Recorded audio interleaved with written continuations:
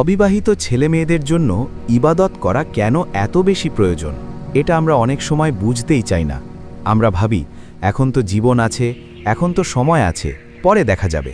কিন্তু প্রিয় ভাই ও বোনেরা, মৃত্যু কখনো বলে না এখন না, পরে আসব। আজ যে অবিবাহিত, আজ যে একা, আজ যে নিজের ভবিষ্যৎ নিয়ে ব্যস্ত, সে যদি হঠাৎ মারা যায় তখন তার জন্য কে দোয়া করবে? তার কি কোনো সন্তান থাকবে যে কবরে শুয়ে থাকা বাবার জন্য বা মায়ের জন্য হাত তুলে বলবে, হে আল্লাহ, আমার বাবা মাকে ক্ষমা করুন? না, সেই অবিবাহিত মানুষটি তখন হয়ে যাবে সত্যিকারের একজন মিসকিন, একেবারে অসহায়।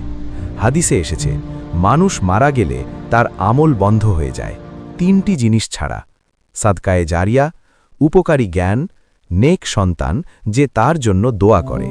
এখন ভাবুন, যদি নেক সন্তানই না থাকে তাহলে একমাত্র ভরসা হবে নিজের করা ইবাদত, নিজের নামাজ, নিজের কুরআন, নিজের কান্না, নিজের তওবা। এই জন্যই অবিবাহিত সময়টা হলো সোনালী সুযোগ।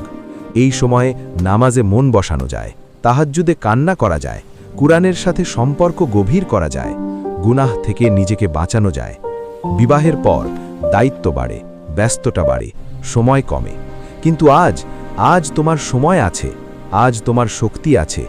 আজ যদি তুমি আল্লাহর জন্য না দাঁড়াও, কাল কবরে গিয়ে দাঁড়ানোর শক্তি থাকবে না।